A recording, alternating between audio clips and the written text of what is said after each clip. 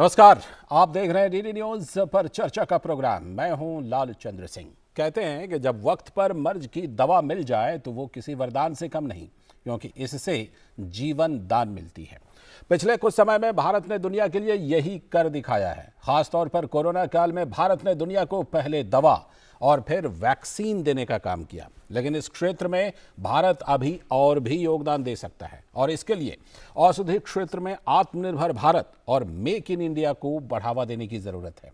इसी बात का जिक्र किया प्रधानमंत्री नरेंद्र मोदी ने औषधि क्षेत्र के पहले वैश्विक नवाचार शिखर सम्मेलन के उद्घाटन में। तो आज की चर्चा इसी पर, जुड़ेंगे विशेषज्ञ मेहमान भी, लेकिन पहले ये रिपोर्ट। प्रधानमंत्री नरेंद्र मोदी ने आज वीडियो कॉन्फ्रेंसिंग के जरिए फार्मास्यूटिकल सेक्टर के पहले ग्लोबल इनोवेशन समिट का उद्घाटन किया। इस मौके पर प्रधानमंत्री ने कहा कि भारतीय फार्मास्यूटिकल उद्योग हमारी अर्थव्यवस्था का विकास स्तंभ है। भारतीय स्वास्थ्य सेवा क्षेत्र द्वारा अर्जित वैश्विक विश्वास के कारण भारत को दुनिया की फार्मेसी कहा जाने लगा है। Global trust earned by the Indian healthcare sector had led to India being called the pharmacy of the world in recent times. Employing nearly 3 million people and generating a trade surplus of about $13 billion, the Indian pharma industry had been a key driver of our economic growth. और इस मौके पर प्रधानमंत्री ने pharma क्षेत्र में आत्मनिर्भर भारत और मेक इन इंडिया की जरूरत पर भी जोर दिया। उन्होंने कहा कि हमारा दृष्टिकोण एक ऐसा पारिस्थितिकी तंत्र को बनाना है जो भारत को चिकित्सा उपकरणों में दवा की खोज और नवाचार में अग्रणी बनाएगा। हमें टीके और दवाओं के लिए प्रमुख सामग्री के घरेलू निर्माण में तेजी लाने के बारे में सोचना चाहिए। I invite you all, ideate in India, innovate in India, make in India, and make for the world. We have the talent, resources, and ecosystem required for innovation and enterprise. I assure global and domestic industry leaders and stakeholders that India is committed to enhance the ecosystem for innovation. और साथ ही प्रधानमंत्री ने कहा कि भारतीय दवा उद्योग ने कोरोना की चुनौती का सफलता से सामना किया और भारत ने 150 से भी अधिक देशों को कोरोना काल में जीवन रक्षक दवा और उपकरण प्रदान किए। साथ ही 100 देशों को कोविड के टीकों की 6.5 करोड़ खुराक का निर्यात किया। Our definition of wellness is not limited by physical boundaries. We believe in the well-being of the entire humankind. Sarve api sukhina santu, sarve santu niramaya. And we have shown this spirit to the whole world during the COVID-19 global pandemic.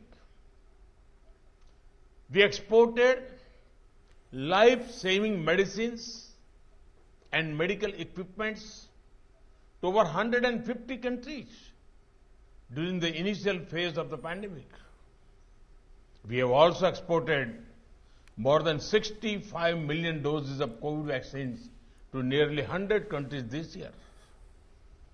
Over the coming months, as we ramp up our vaccine production capacities, we will do much more. तो प्रधानमंत्री का यह संदेश कि सर्वे संतो निरामया, और निश्चित तौर पर भारत हमेशा से इस पर काम करता रहा है और ये सफर लगातार बढ़ता जा रहा है। आज इस पर चर्चा करने के लिए हमारे साथ खास तौर पर जुड़ रहे हैं पंकज पटेल, जो चेयरमैन है जायडस कैडिला के। बहुत बहुत स्वागत पंकज पटेल जी। और साथ में प्रोफेसर दुलाल पांडा भी हैं, जो निदेशक हैं NIPR के। बहुत बहुत स्वागत आपका भी सर। शुरुआत करते हैं पंकज पटेल जी से। पंकज पटेल जी, ये पहला वैश्विक नवाचार शिखर सम्मेलन है अगर इसके मकसद की बात करें तो नवाचार को बढ़ावा देना है, एक तो पहली बात यह है। भारत के लिहाज से अगर इस शिखर सम्मेलन को हम देखें, इस समिट को देखें, तो भारत के लिहाज से किन किन बातों पर फोकस है इस सम्मेलन में?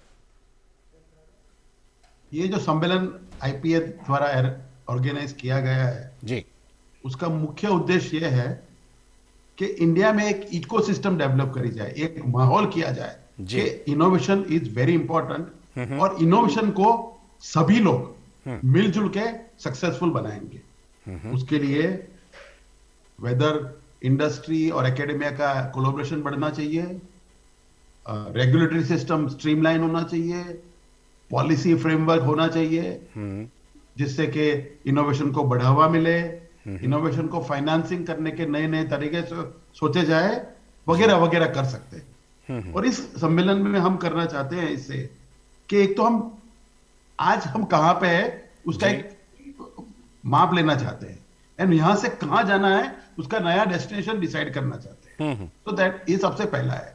ऐसा नहीं कि इंडिया इनोवेशन नहीं करता है, इंडिया इनोवेशन करता है।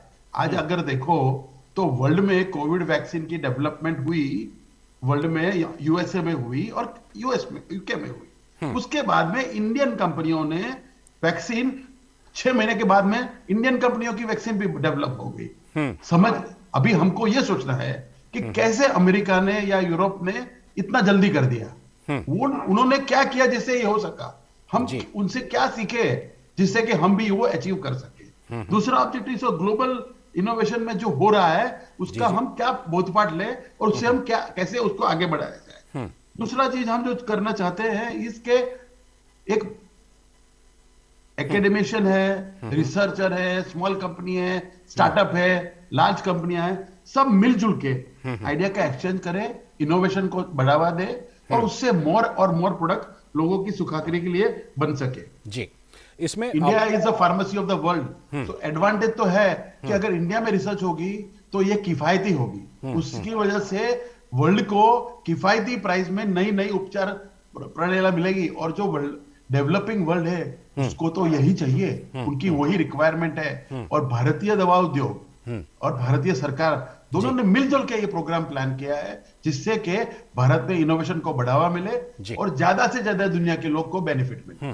पंकज जी, मैं प्रोफेसर दुलाल पांडे के पास जाऊं उससे पहले एक सवाल आपसे जरूर जानना चाहूंगा कि ये जैसा कि हम देख रहे हैं कि जो मैन्युफैक्चरिंग है, मेक इन इंडिया है, इसके मामले में हमारे यहाँ काफ़ी चीज़ें पहले से बनती हैं, जैसे वैक्सीन का भी निर्माण ले लें तो भारत का बहुत बड़ा हिस्सा है, दवाइयों के निर्माण में भी भारत का बहुत बड़ा हिस्सा है। लेकिन अभी तक की जो कमी रही है वो जिसकी तरफ आप भी जिक्र कर रहे हैं कि जो रिसर्च है, कि सबसे पहले जैसे वैक्सीन तो हमने बनाई और हम उन देशों में शामिल हैं, गिने चुने देशों में शामिल हैं जिन्होंने वैक्सीन बनाई, लेकिन जैसा आप जिक्र कर रहे हैं कि हमारे यहाँ का रिसर्च ऐसा हो कि हमारे यहाँ पहले वैक्सीन बने। तो अब ये जो समिट है ये इसमें फोकस भारत का, जैसे प्रधानमंत्री ने आह्वान किया है कि दुनिया भर के निवेशक यहाँ आए, निवेश करें और मैन्युफैक्चरिंग के साथ साथ रिसर्च में निवेश करें, ये कितना बड़ा एक फैक्टर बन सकता है और यहाँ से जो हमारे लिए आगे का रास्ता है वो किस तरह निकल सकता है?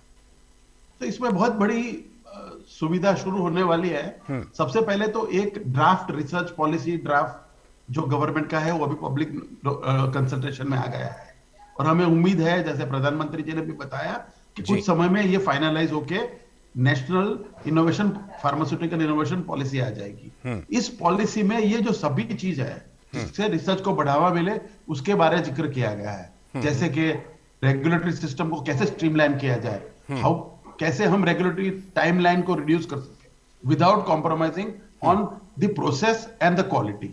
दूसरा चीज ये है कि भाई अगर रिसर्च हो रही है नेशनल लैब में या यूनिवर्सिटी में, उसको कैसे सक्सेसफुल बनाया जाए। अगर मैं यूनिवर्सिटी में काम कर रहा हूं, मैंने कुछ रिसर्च किया तो उसको मैं कैसे कमर्शियलाइज करूं, गवर्नमेंट उसमें क्या करेगा। आज के दिन में अगर मैं सरकार में नौकरी कर रहा हूं, मैंने रिसर्च किया, मैं कुछ नहीं कर सकता हूं। दुनिया भर में ऐसा है कि इवन मैं यूनिवर्सिटी में काम कर रहा हूं, मेरी रिसर्च को मैं सेपरेट कंपनी करके उसमें उसको आगे बढ़ा सकता हूं, उसका कुछ भाग प्रॉफिट का यूनिवर्सिटी को भी जाता है। इसी तरह से सब कर सकते हैं और उसी तरफ पे ये सोचने की शुरुआत हुई है जिससे कि इंडस्ट्री एकेडमिया बढ़ता जाए और उससे सबसे ज्यादा, बिकॉज जो साइंस होता है जी। उसमें बेसिक साइंस तो यूनिवर्सिटी में डेवलप होता है, जी। उसी का एप्लीकेशन साइंस होके फाइनली प्रोडक्ट्स जो हम लोग यूज करते हैं वो आते हैं। तो बिल्कुल। उसके लिए जरूरी है कि ये सब लोग मिलजुल के करें, तो इसमें बहुत कुछ चीज हो सकती है। और इसी थर्ड भी इज फंडिंग मैकेनिज्म। जी। फंडिंग मैकेनिज्म इज बिकॉज ये हाई रिस्क इन्वेस्टमेंट है। जी। रिसर्च में फेलियर ज्यादा होती है, सक्सेस कम होती है। सक्सेस की उम्मीद 10% से कम है, जी। इसलिए जरूरी है कि जो रिस्क लेते हैं उनको सपोर्ट किया जाए, जैसे बिल्कुल। वर्ल्ड में किया जाता है। और यही तो काम उसके किया बारे जा में रहा है। सोचा जाएगा, यही और काम किया फाइनली जा एक रहा है। पॉलिसी बनेगी। जी, और जैसा कि आप कह रहे हैं कि वो जो ड्राफ्ट आएगा वो यही काम करेगा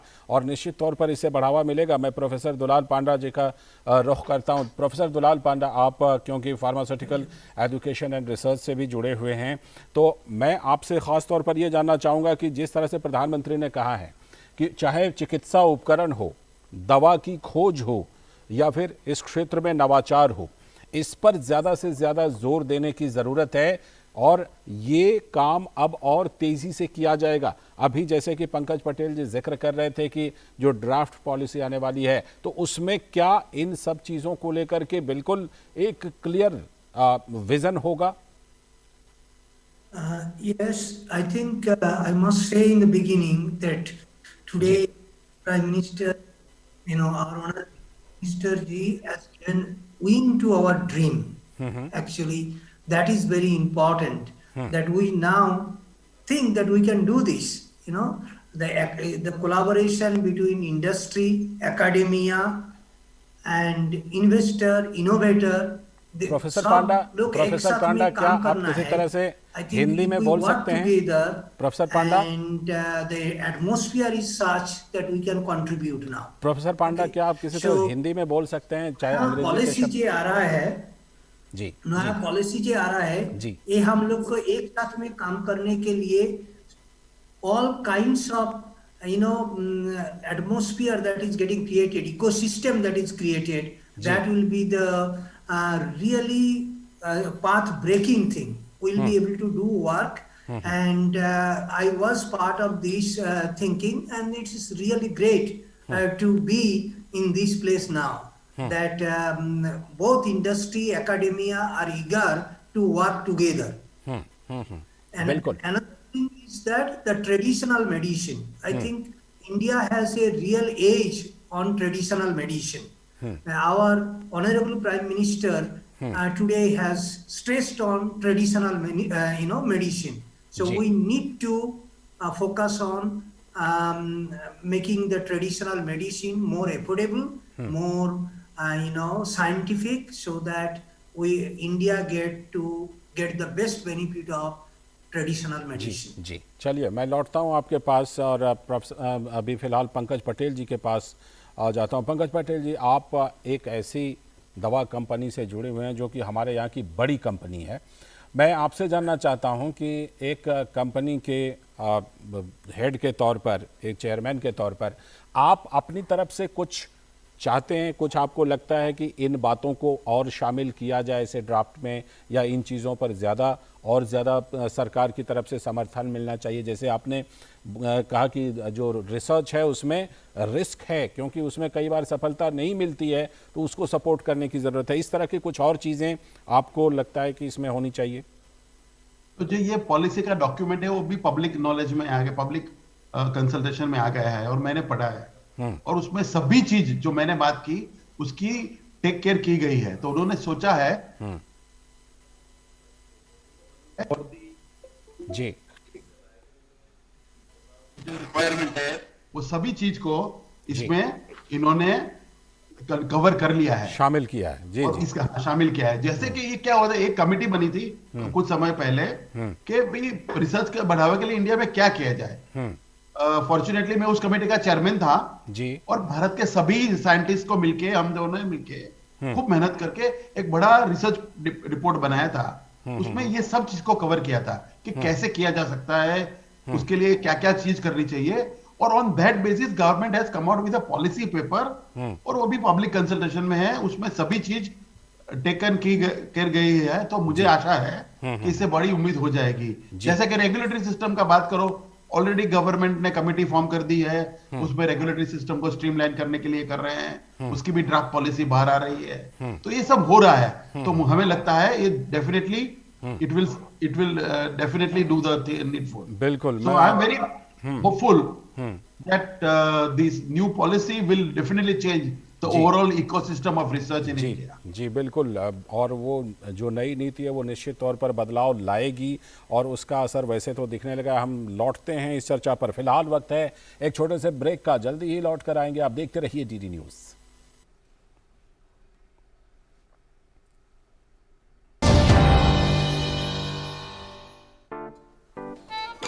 9 to 5 जॉब, अरे 5 to 9 जॉब, भाग दौड़ all the time job, the roaming वाला जॉब, द डेडलाइन वाला जॉब, और are you living in the market वाला जॉब। जिंदगी में मौके ही मौके हैं। अपनी मर्जी से जॉब चुनिए, अपनी इच्छा अनुसार कमाइए, बन जाइए LIC एजेंट। ये है जॉब से बढ़कर, ये है करियर इंश्योरेंस। अपना बॉस खुद बनिए, बन जाइए LIC एजेंट। अब लाइफ सेट है। माँ कब आएगा? अभी आएगा। अरे बोलो ना माँ कब आएगा? बोला ना अभी आ जाएगा। ये ले आ गया कुआं। अरे कुआं नहीं माँ, हमारे घर नल से जल कब आएगा? नल से जल? अरे गुड्डी, बहुत जल्दी आएगा पानी। जल जीवन मिशन आ चुका है। हम 1 कदम उठाएंगे तो सरकार 10 कदम उठाएगी। सच? तुम्हारे मुंह में घी शक्कर। घी शक्कर नहीं माँ, स्वच्छ जल। 2024 तक देश के सभी 19 करोड़ घरों में पहुंचेगा पीने का साफ पानी। अब होगा हर घर जल। जल जीवन मिशन, जल शक्ति मंत्रालय, भारत सरकार। 3 महीने में पैसे डबल? वाह, फास्ट और हाई रिटर्न्स भी। क्या स्कीम है? कल तो नहीं थी यहाँ। और कल होगा भी नहीं। तूने कभी 5 ओवर में डबल सेंचुरी मारी है? ऐसे स्कीम के बहकावे में आके हम धोखा खा सकते हैं। और RBI कहता है अपना पैसा सुरक्षित रखो और समझदारी से निवेश करो। अगर ज्यादा रिटर्न के पीछे भागोगे तो रिस्क भी उतना ही उठाओगे। और फास्ट रिटर्न से बच के, और फास्ट बॉलिंग से भी। RBI कहता है जानकार बनिए, सतर्क रहिए। हमेशा 2 अगरबत्ती क्यों? एक तुम्हारे लिए और दूसरी सबके लिए। साइकिल प्योर अगरबत्ती।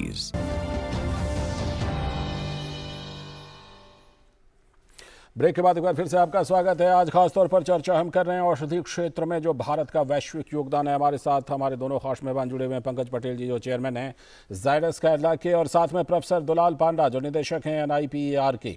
प्रोफेसर पांडा, जिस तरह से प्रधानमंत्री ने अपने संबोधन में चर्चा की आत्मनिर्भर भारत और मेक इन इंडिया को बढ़ावा देने के लिए इस औषधि क्षेत्र में, इसके बाद क्या हम ये उम्मीद कर सकते हैं कि आने वाले दिनों में ये जो औषधि क्षेत्र का जो पूरा बाजार है, दुनिया का जो पूरा बाजार है, उसमें भारत की हिस्सेदारी और बढ़कर के और काफ़ी बड़ी हिस्सेदारी हो जाएगी अगले कुछ सालों में, हम ये उम्मीद कर सकते हैं?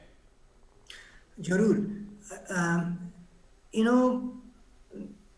entire pharma department of pharmaceuticals is now focusing on how to make medicines that is made in India. Okay, so made in India is really getting into the all over the department of pharmaceuticals. जी, हमारा ज्यादा का ज्यादा प्रयास रहा है that हम लोग medicine बनाते हैं। So API, that active pharmaceutical ingredients which we are importing from China and many other countries. Now the focus is how to reduce it. वो कम से कम कैसे करो? And that PLI scheme, that performance linked incentive scheme, that is helping to reduce the API import.